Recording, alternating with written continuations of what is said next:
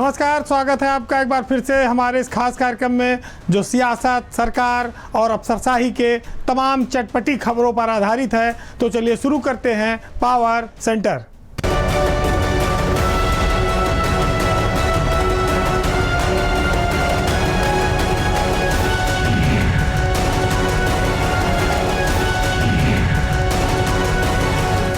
एक ज़माना था जब राजा महाराजा हुआ करते थे और उस ज़माने में हम लोग रानियों का हठ योग सुनते थे कि रानी नाराज़ हो गई और राजा से उन्होंने वो काम कराकर ही माना, दम लिया। आजकल राजनीतिक दलों में भी ऐसे ही नेता हैं जिनका हठ योग चर्चा में है। ख़ास तौर से उत्तर प्रदेश में समाजवादी पार्टी के टिकटों को लेकर जो घमासान मचा हुआ है, उसमें मुरादाबाद और रामपुर में आजम खान के हठ योग के चलते समाजवादी पार्टी की बड़ी किरकिरी हुई। रामपुर में 3 सपा के लोगों ने नामांकन कर दिया। मुरादाबाद में सिटिंग सांसद का टिकट काटना पड़ा, वो भी नामांकन कर आए थे।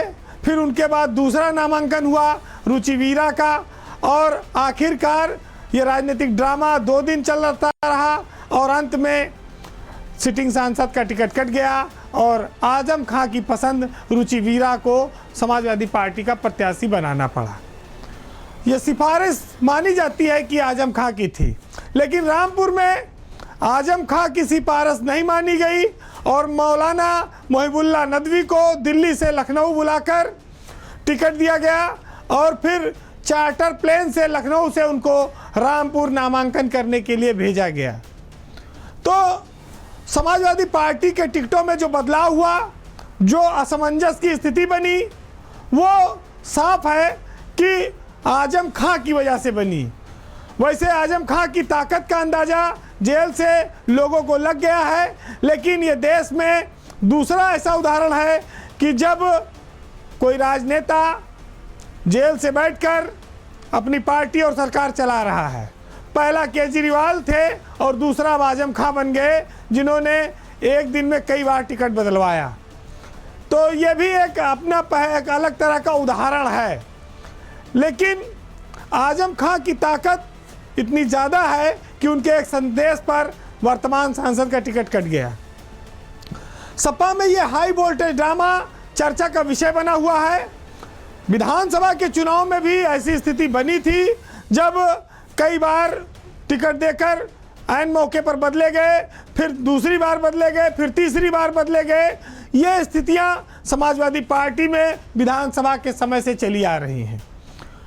उसके बावजूद लोकसभा के चुनाव में उससे सबक नहीं लिया गया। आजम खान जेल में ज़रूर बंद हैं, लेकिन उनका प्रभाव इस इलाके में और पार्टी पर कम नहीं है। आसिम रजा जो पिछला लोकसभा का उपचुनाव लड़े थे आजम खां के सदस्यता जाने के बाद, उन्होंने भी पर्चा खरीदा, नामांकन किया, लेकिन इस बार उनको मौका नहीं मिल पाया।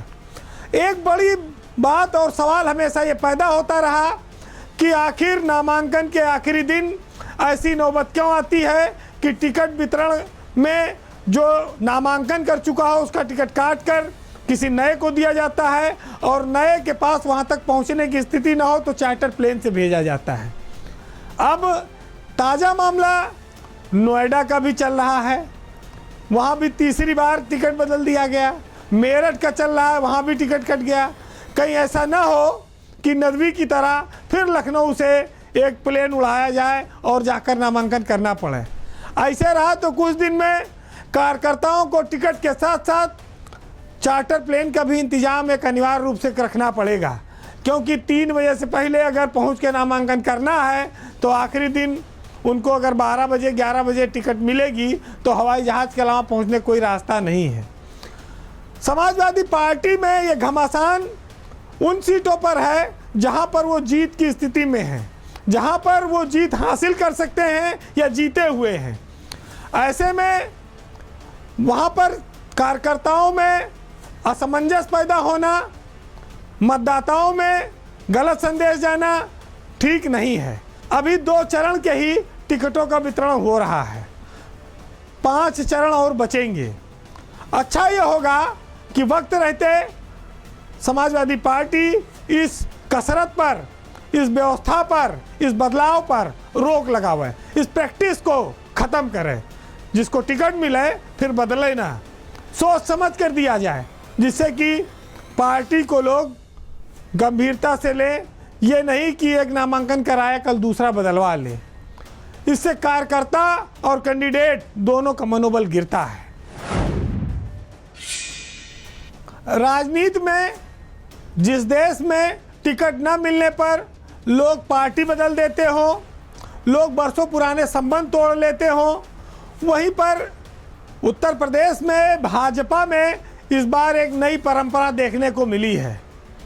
जिनका टिकट काटा गया उन्होंने उससे पहले ही सोशल मीडिया पर यह मैसेज लिखवा दिया कि वो इस बार चुनाव लड़ने के इच्छुक नहीं हैं। सत्यदेव पचौरी कानपुर के सांसद थे, बीके सिंह गाजियाबाद से सांसद थे। इन लोगों ने बाकायदा लिखित रूप से ऐलान किया कि वो अब चुनाव लड़ने के इच्छुक नहीं हैं। संतोष गंगवार 8 बार के सांसद रहे। राजेंद्र अग्रवाल जो मेरठ के सांसद हैं, उनका भी टिकट कट गया। वो भी मौका नहीं पाए ये दोनों लोग कि ये तो सोशल मीडिया भी अपनी इच्छा व्यक्त कर सके कि हम नहीं लड़ना चाहते। इनका तो वो भी नौबत नहीं आई। भाजपा ने अब तक 64 टिकट घोषित किए हैं, जिसमें से 9 सांसदों के टिकट काटे गए हैं। संघमित्रा मौर्य और वरुण गांधी, ये 2 नाम ऐसे हैं जो सबसे चर्चित थे। वरुण गांधी का टिकट कटना उनके कैरियर पर एक बहुत बड़ा ब्रेक लग गया है। उनका भविष्य क्या होगा ये अंधकारमय है, ऐसा लगता है। लेकिन महत्वपूर्ण बात यह है कि जिनका टिकट कटा उनके मुंह से चू तक नहीं निकली। उनकी इतनी हिम्मत नहीं हो पाई कि वो कहीं टीवी में बयान भी दे सकें। एक नई व्यवस्था है कि टिकट कटने से पहले अपनी अनिच्छा जता दीजिए। वैसे टिकट कटने के बाद जो घर में बैठे अगर उनसे अकेले पूछा जाए कि चुनाव लड़ोगे तो वो तुरंत तैयार हो जाएंगे कि टिकट मिल जाए भैया तो क्यों नहीं लड़ेंगे। लेकिन भाई अब ऊपर से चला है डंडा, तो इतना तो हिम्मत नहीं कि सार्वजनिक रूप से कैसे स्वीकार कर सकें।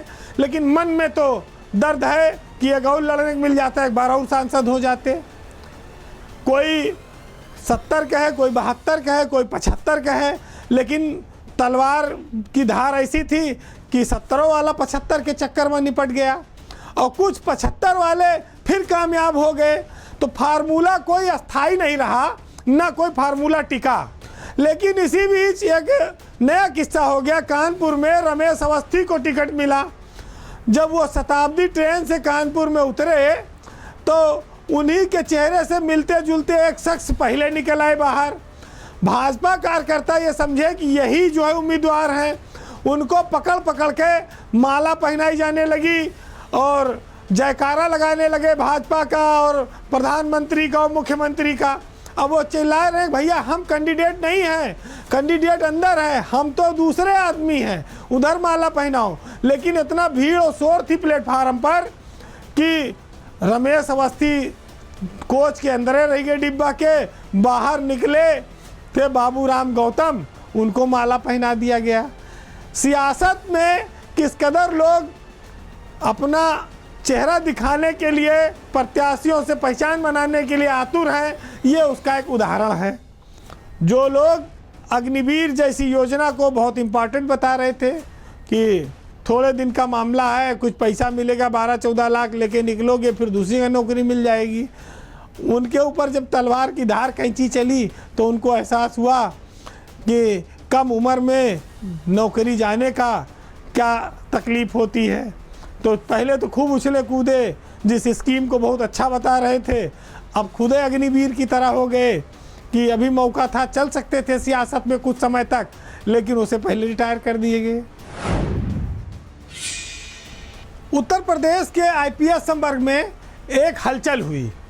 चूंकि लोकसभा का चुनाव चल रहा है, आचार संहिता लगी हुई है, ऐसे में केंद्र से किसी अफसर की उसके स्टेट में वापसी कई तरह की अचानक से कौतूहल पैदा करता है और ये ब्यूरोक्रेसी के लिए भी बड़ा चर्चा का विषय रही कि 1989 बैच के आईपीएस अफसर पीवी रामा शास्त्री को अचानक केंद्र से क्यों वापस यूपी भेजा गया।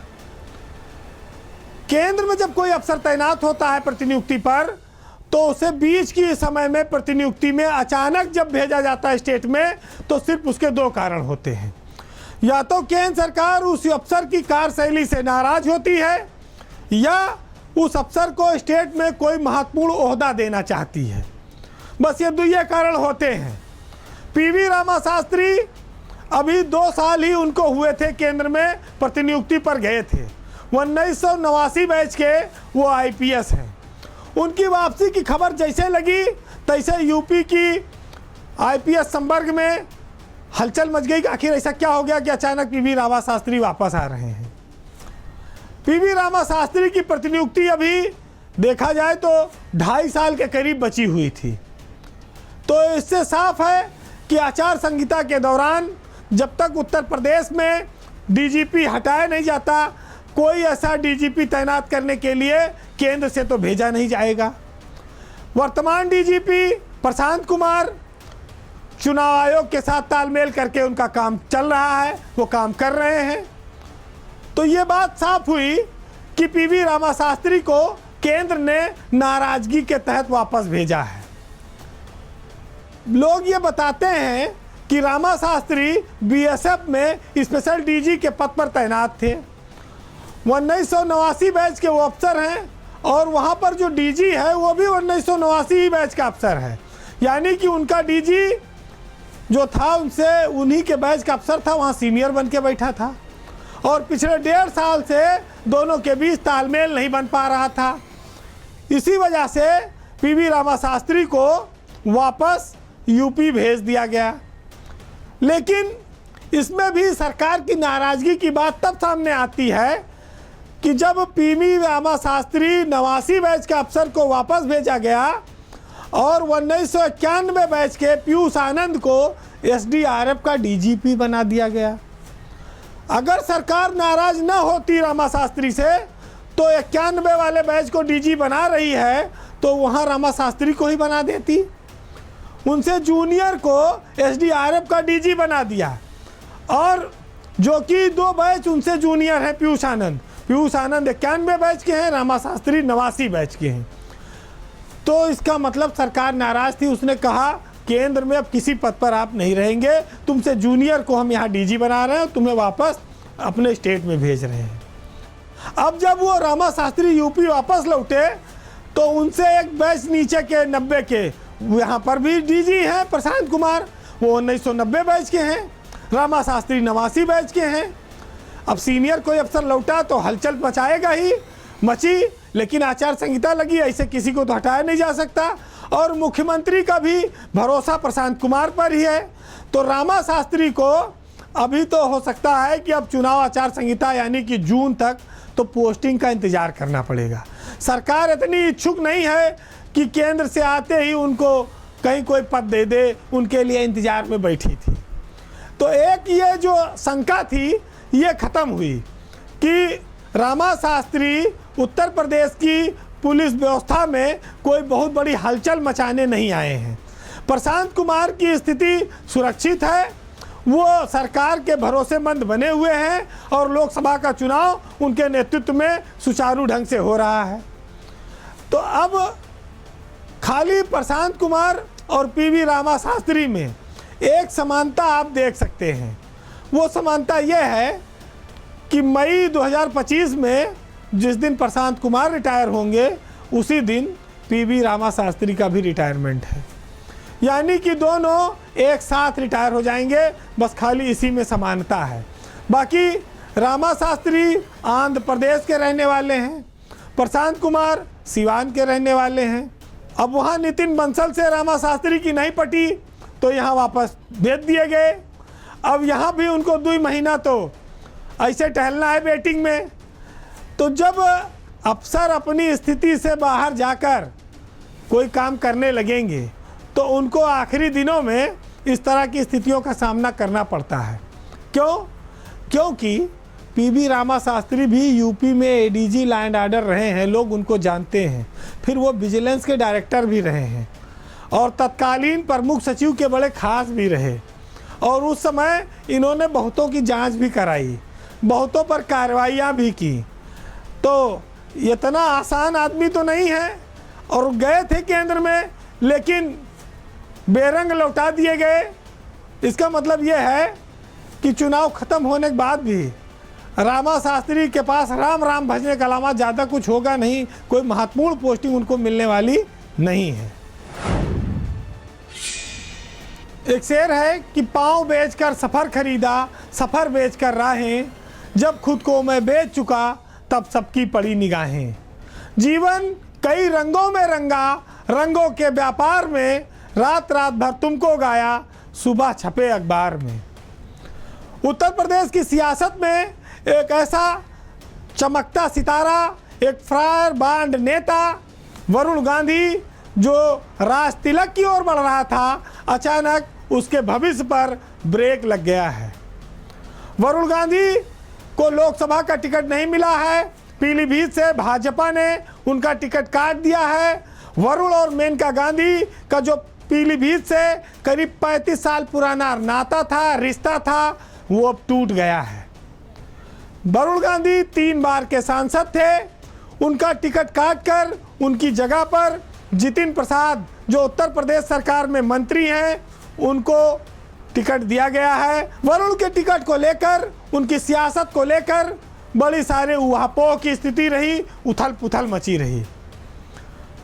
इसी बीच जब वरुण गांधी को टिकट नहीं मिला तो उन्होंने पीलीभीत की जनता के नाम एक खुला पत्र लिखा है, जिसमें उन्होंने लिखा है कि पीलीभीत से रिश्ता मेरा अंतिम सांस तक रहेगा।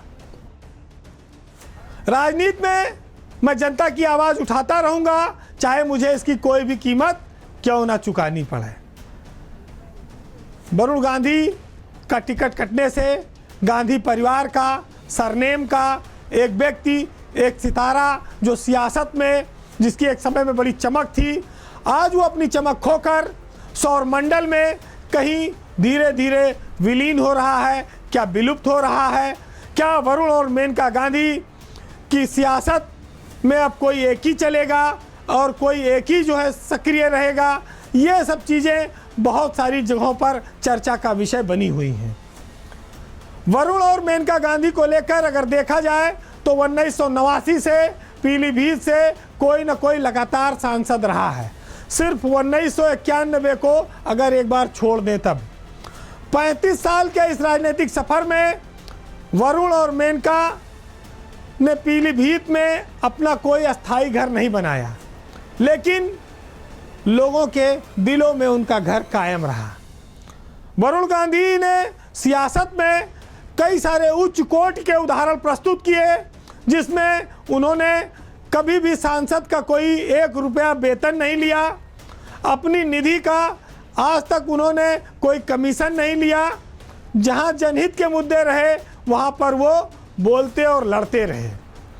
लेकिन जब लखीमपुर खीरी में किसानों पर ट्रैक्टर चढ़ाकर मार देने का मामला आया, वहीं से वरुण गांधी के जो बयान थे अपनी ही सरकार के खिलाफ, उन्होंने जिन बातों को कहा, उसके बाद से पार्टी में और सरकार में दोनों जगह वो खलनायक की भूमिका में नजर आने लगे उनका। लेकिन लखीमपुर घटना के बाद बोलने का सिलसिला थमा नहीं।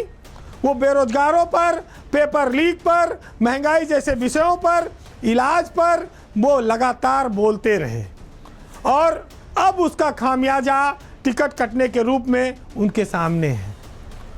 वरुण गांधी के पत्र से ये संकेत भी मिलता है कि जो लोग ये उम्मीद लगाए हैं कि बीजेपी उनको कहीं आगे से टिकट दे सकती है, तो इसकी भी संभावना नहीं दिखती है। उनका फ्यूचर भाजपा में आगे क्या होगा, ये भी उनके पत्र से दिखता है कि अभी ऐसा कोई उनको स्पष्ट रूप से आश्वासन नहीं मिला है। जो व्यक्ति एक समय में भाजपा का पोस्टर बॉय हुआ करता था, हिंदुत्व का बहुत बड़ा चेहरा था, जिसको कहते थे कि वो उत्तर प्रदेश में भाजपा के सीएम पद का दावेदार हो सकता है, वो आज लोकसभा के एक टिकट के लिए असहाय है, चुप है, टिकट कट गया है और घर में बैठा है। भाजपा आज जिस उरूज पर है, उस समय उसमें वरुण गांधी भी एक ज़माने में बहुत महत्वपूर्ण भूमिका रखते थे। वो हिंदुत्व के एक नायक की तरह बीजेपी में उभर रहे थे। और जब 2017 में योगी का उदय नहीं हुआ था उत्तर प्रदेश की सरकार में, उसके पहले तक वरुण गांधी को माना जाता था कि बीजेपी का उत्तर प्रदेश में वो भविष्य है।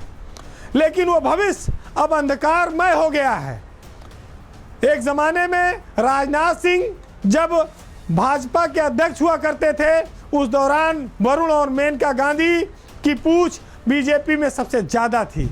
लेकिन सियासत में बहुत सारी सच्चाइयाँ इतनी कड़वी होती हैं कि वो जब बोली जाती हैं तो उसका खुद को भी नुकसान उठाना पड़ता है। जो लोग सार्वजनिक जीवन में होते हैं वो तमाम चीज़ों को गलत देखते हुए भी सिर्फ इसलिए चुप रह जाते हैं कि कहीं उनका कैरियर प्रभावित ना हो जाए। वरुण गांधी इसके इतर चलने वाले एक नेता के तौर पर थे।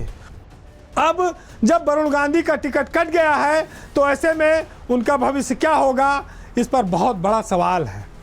वरुण नौजवान हैं, देश की सियासत में लंबे समय तक वो प्रभावी रह सकते हैं, काम कर सकते हैं। लेकिन जब टिकट नहीं मिला, उनकी मां को टिकट दिया गया है, तो ऐसे में उनकी सियासत में कैसी भूमिका होगी, कितनी सक्रियता होगी, या भविष्य में वो अपने लिए कोई नया रास्ता तलाशेंगे, इन सब पर भी बहुत सारे सवाल हैं। सियासत में हर व्यक्ति की अपनी एक अहमियत रही है। वरुण गांधी इन सब से भी कहीं बड़े कद हुए थे। ये देखना होगा कि वरुण गांधी का भविष्य चुनाव के बाद क्या होता है। बीजेपी उनको राज्यसभा में भी भेज सकती है, उनको केंद्र में मंत्री भी बना सकती है। बीजेपी उनके लिए क्या सोच कर रखी हुई है, उनके लिए आगे की क्या प्लानिंग है, ये उनका धैर्य, उनकी भाषा, उनका काम तय करेगा। बहरहाल पावर सेंटर में आज इतना ही। जाते जाते चुनावी मौसम है, बहुत सारी अच्छाइयों और बुराइयों की बात होती है, बहुत सारे वादों की बात आती है जो चुनाव के बाद कभी पूरे नहीं होते। बड़े बड़े नेता आते हैं और वादा करके चले जाते हैं, जनता चुनाव के बाद फिर उसी रोटी दाल के जुगाड़ में लगी रहती है। तो अनवर जलालपुरी साहब का एक शेर है, सुनिएगा, कि इन दिनों बहुत सारे देवता घूम रहे हैं, उन्हीं के ऊपर है कि आदमी दुनिया में अच्छा या बुरा कोई नहीं, सबको अपनी मसलहत है, बेवफा कोई नहीं। महान वो बना कुदरत भी जिसके साथ थी, हर किसी को था नशा कि मुझसे बड़ा कोई नहीं। किस जगह मैं सिर झुकाऊं पत्थरों के शहर में, संगमरमर के पुतले बहुत हैं, देवता कोई नहीं। नमस्कार।